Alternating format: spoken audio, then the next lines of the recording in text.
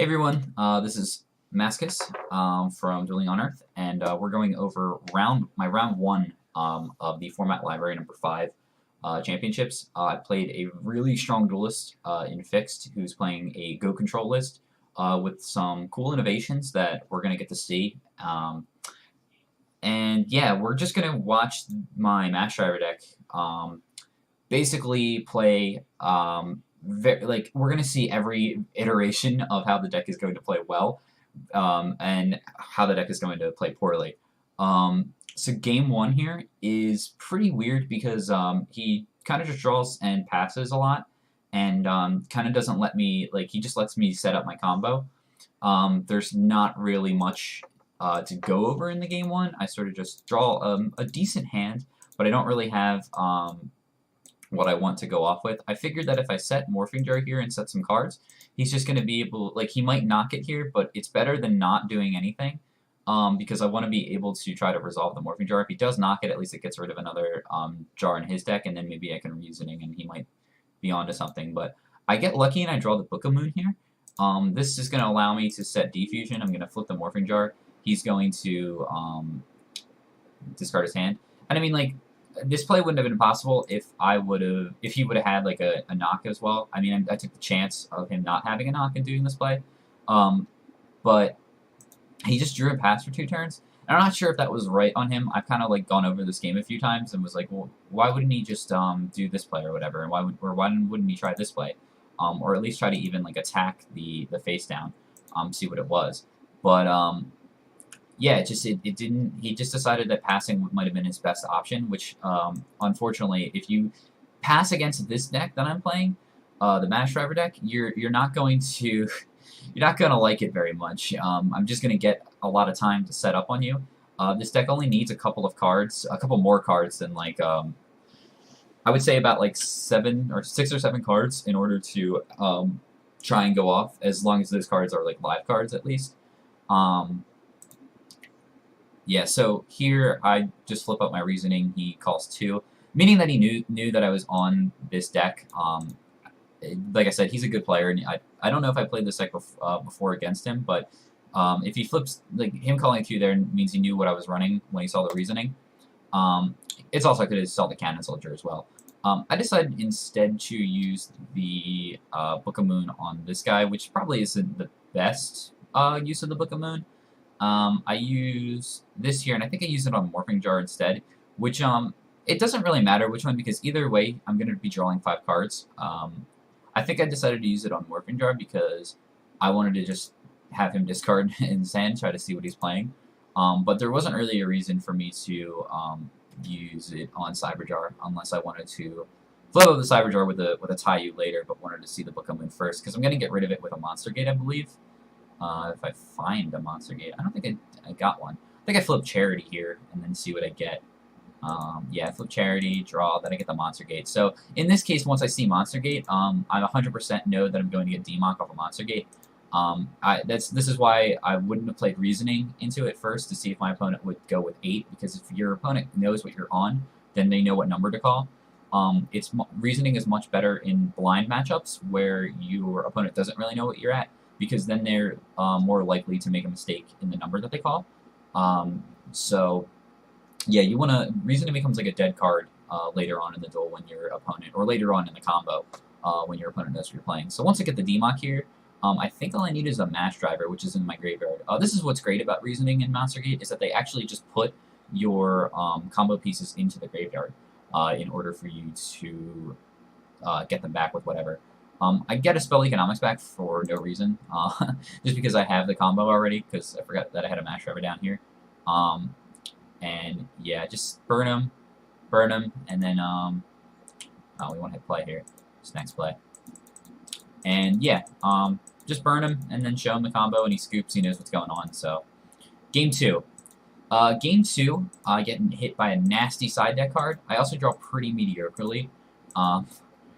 He hits up with a Pot of Greed, pretty strong, and then he does this great play here by setting a monster and hitting up with Kaiser Coliseum. So Kaiser Coliseum is kind of under the radar, I think, right now.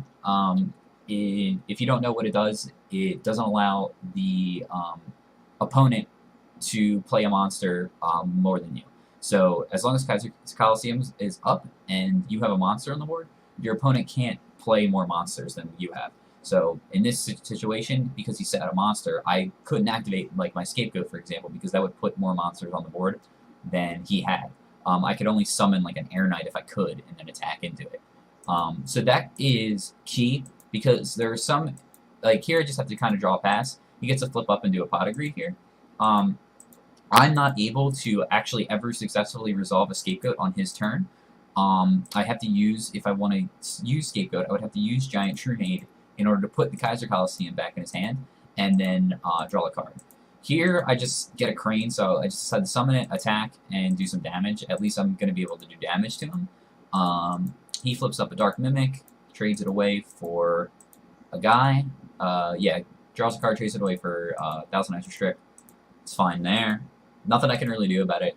A play here would have been to maybe, if he was going to do that, is either Giant Trunade and activate Scapegoat, and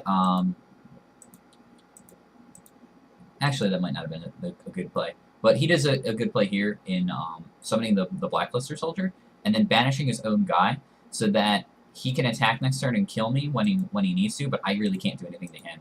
I draw a Pot of Greed, which doesn't get me out of the situation. And then I just set some cards, thinking that, hey, these could be traps that I sided in. He puts up a BLS and just swings in. I have to take the damage. I'm pretty much dead at this point, but I draw a T-Roar, which will let me see another day. So he puts in a Giant Trunade. I don't think that's good in the matchup, just personally, but he might want to just put a Kaiser, like, do this to get rid of a Kaiser Coliseum for whatever reason. Maybe he would want his Giant Trunade to, yeah, bring back his Kaiser Coliseum so he could, like, set traps. But I don't know. I don't think that's very good in this matchup, just to side in the Trunade, unless he was just main decking it. But it was fine here. He does a Trunade, but he doesn't have a monster to follow up with. So, oh, I threatened, or never mind. So he just passes. Here I get another Trunade, so I decide I'm going to use my Trunade to put his stuff back. He doesn't have a chain, and then I use my own Scapegoat here to try to block some damage, because I'm dead to a monster here, so I kind of need to do this.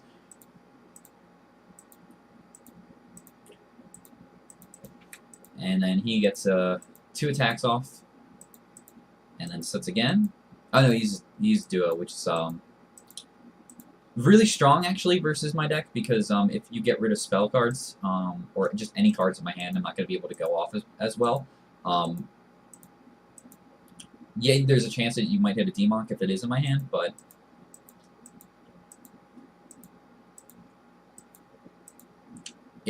Duo is pretty strong versus a combo deck like this. So I just set, if, like, there's not much I can do. He has a merchant, but unfortunately he activates Premature Burial, and he doesn't have a card in the graveyard to get back with it, so he makes a misplay there. But just attacks me for 3,000. I have 100 left, but it doesn't really matter at this point, because I'm just dead. There's not a way that I'm going to be able to win. Yeah, I do the same play again, where I Trunade so I can activate my Scapegoat. And what sucks here is that I have the Metamorph, but I can't actually use the Metamorph because I use Scapegoat that turn. So, I mean, possibly I could set it and then flip Scapegoat when he goes into the main phase 1, right? But it doesn't matter, because as long as he has a monster, like, I'm just dead.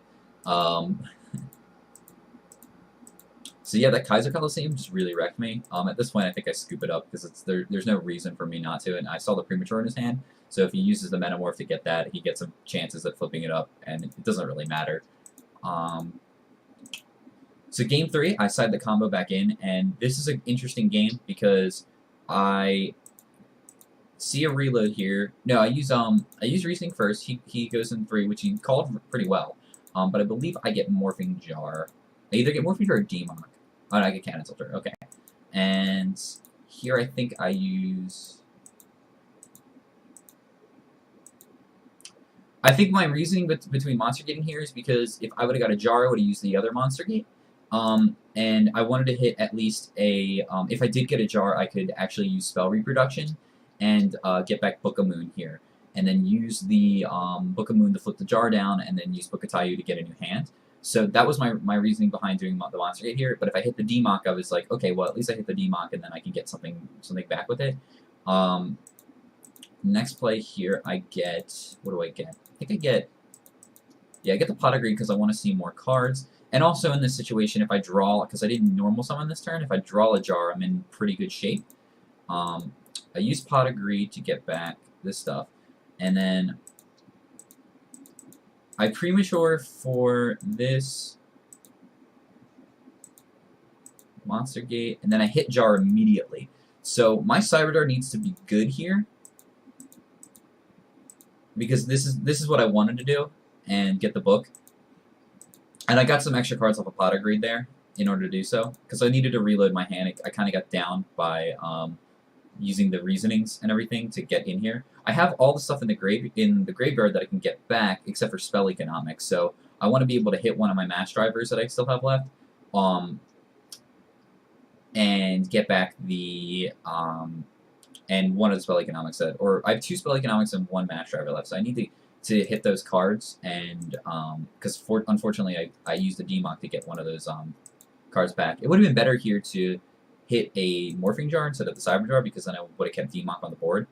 It doesn't ever matter what they get off of any of these cards, because there's nothing that they can get off besides like Jowgen, the Spiritualist, that actually affects my deck. So that's good. And here I get Graceful and I get Reload. And I think this is where I make a misplay in the cards that I get back.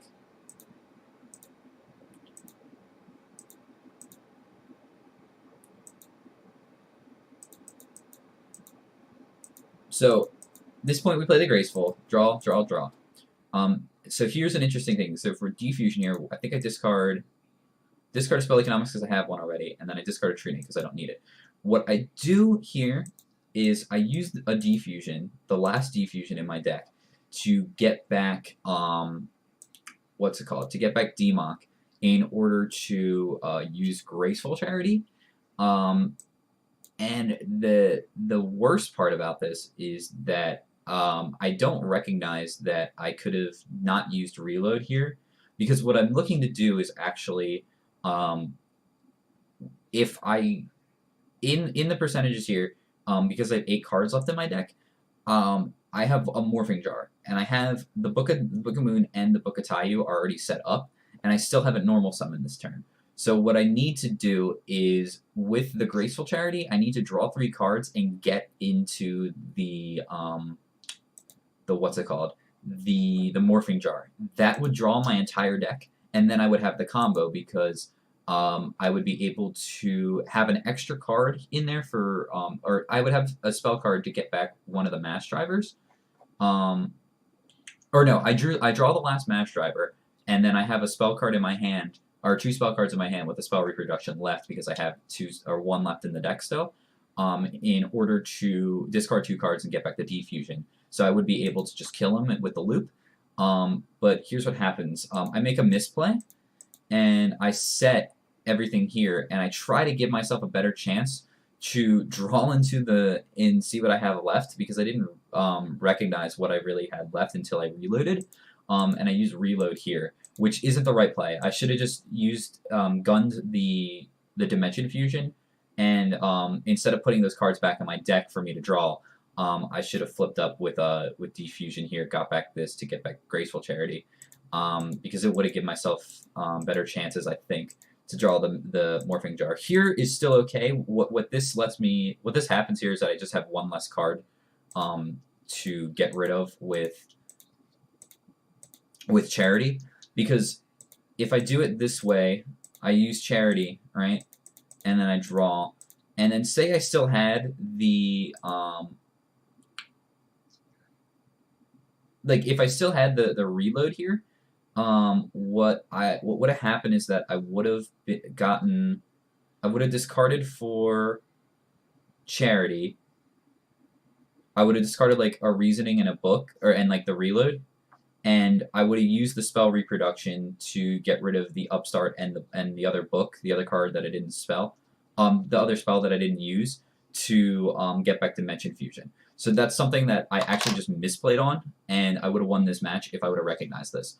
Um, because if I wouldn't have used the reload there, if I would have drawn the spell reproduction within the 3 cards from Charity before using the reload, I would have won. And if I would have drawn the Morphing Jar within the 3 cards that I had to reload, I would have won. I still take the chance here because I figured that like 1 and 8, then the 1 and 7, and the 1 and 6 to draw the Morphing Jar would have been like is still okay odds to do, because I really needed the Morphing Jar in those top 3 in order to draw the rest of the deck to confirm that I win the game.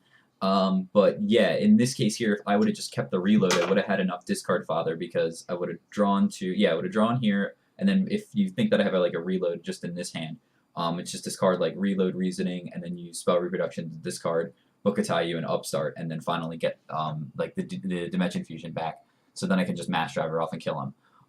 So yeah, that was just a misplay on my part, and it ended up costing me the game here because now I can't upstart because even if I upstart here, like if I had just had an extra spell card, instead of like this like in conjunction with the upstart goblin, like I would have been able to use the spell reproduction to get back the piece that I was missing in Defusion, and I knew that that's what I needed to do, but